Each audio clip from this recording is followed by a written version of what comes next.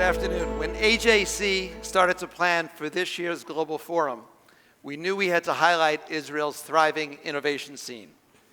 Israel's tech sector has been the driving force behind its economic growth, its military edge, and its many contributions to the fields of medicine, cybersecurity, artificial intelligence, medicine, agriculture, and much more. The remarkable ingenuity and entrepreneurial spirit of Israeli innovators have propelled the nation to the forefront of technological advancements, revolutionizing industries and improving countless lives. And as the planning advanced, I knew exactly the right person to call, my dear friend Barak Rabinowitz and his daughter Naya. I hired Barak after I left Goldman Sachs in 2001. I helped run an organization called 9/11 United Services Group, which helped the victims of 9/11, and I hired Barak as an analyst for Morgan Stanley. He was a great analyst. I wrote him a recommendation to Harvard Business School. He got in, by the way. And then after Harvard Business School, he made Aliyah, and he has had a stellar career since, building technology companies and starting one of the leading venture capital funds in Israel called F2 Capital. And I'm very proud to say that AJC is an investor, a very happy investor in F2 Capital. And he has a wonderful wife and 3 beautiful children. Here's one of them, Naya, today, as you can see. And I spent most of my life, there she is.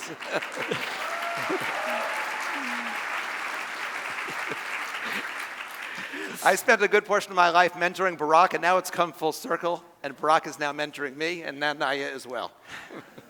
Thank you so much, Steven. It's great to be here on the Global Forum stage. You all know Israel as the startup nation, and our reputation is well earned. As an immigrant tech entrepreneur and investor and new dad, hailing all the way from Youngstown, Ohio, I've witnessed the Israeli tech revolution firsthand over the last 20 years. I'm very proud that my firm, F2, invests in young Israelis who are pushing the boundaries of what's possible, providing them with the guidance, network, and capital to turn their dreams into reality. Over the next couple of days, we will have the privilege of hearing from several brilliant Israelis who are changing the world. These faces of Israeli innovation will inspire us with their groundbreaking ideas, visionary leadership, and unwavering commitment to a positive impact here in Israel and around the world. From dramatic advancements in space technology to innovative solutions driving social impact, each speaker will provide invaluable insights into Israel's thriving innovation ecosystem. These are my countrymen and women, but also my colleagues and friends. They're fueling the engine of Israeli innovation. In Israel, innovation runs deep within the cultural fabric. It's what brought me here and permeates our society. I hope the stories you'll hear today and throughout Global Forum help illuminate the transformative power of Israeli resourcefulness, taking you into the hearts and minds of Startup Nation. 75 years ago, a miracle happened. Israel was reborn. And decades later, Israel continues to defy the odds, making the impossible possible.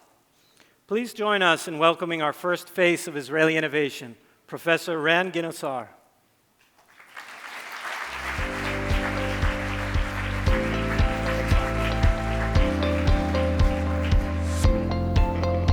High five. Yes. Hi. So I was supposed to talk yesterday, and schedule got mixed up. So he told me, why don't you come again today?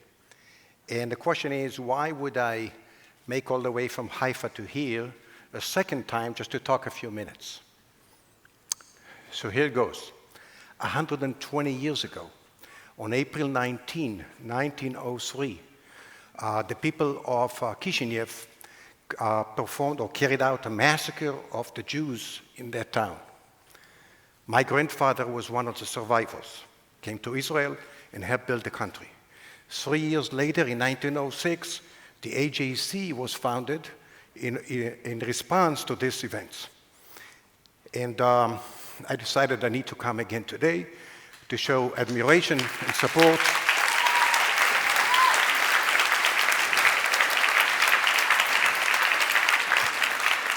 the work you're doing around the world helps me as an Israeli, as a Jew.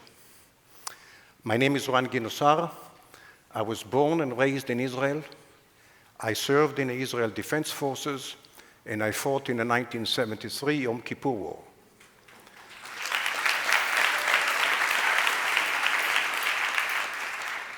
I then studied computer engineering at the Technion in Haifa, in Israel, and got my PhD from Princeton University in the United States. I then returned to Israel in 1983 and joined the Technion faculty and been there ever since. As President Kennedy said in the early 60s, space is hard. Spacecraft need to survive in space many years in spite of damaging cosmic radiation and extreme temperatures and mechanical stress and lack of air. Since the 1990s, I have researched how to make computers and computer chips survive in a harsh environment of space. By the year 2000, Israel had already launched several surveillance satellites and one telecom satellite. Going to space constitutes a key strategic asset for Israel. Being able to provide visual intelligence of the entire region and being able to communicate everywhere is extremely important. The Israel space industry developed everything from scratch with lots of creative innovation. And the good results serve not only Israel. Over the years, complete satellites were and still are exported globally to allied nations. Some 20 years ago, I founded a company, Ramon.Space, at the request of the Israel Ministry of Defense.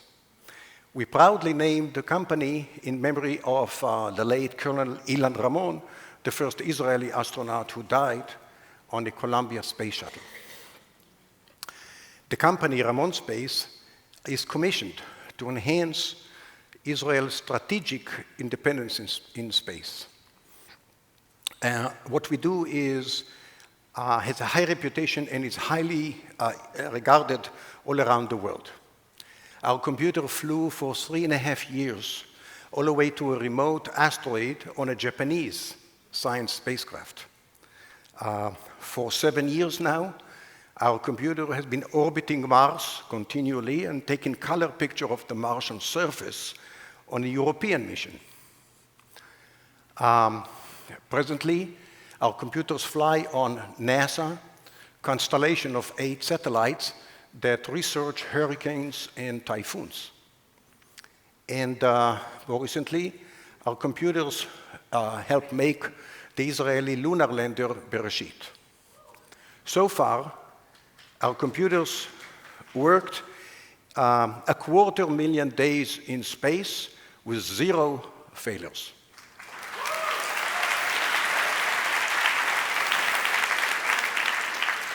We continue to make ever more powerful computers and data centers for space, for the moon, for future human space flights, and for strategic defense satellites. I'm excited to see the young generation in Israel get inspired and highly motivated by space.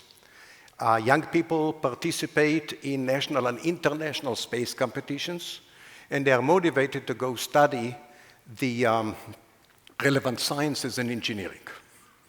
We foresee great future to Israel space, science, and industry. Will continue to lead while collaborating with the rest of the world. As we say, השמיים אינם הגבול. The sky is not the limit. Thank you.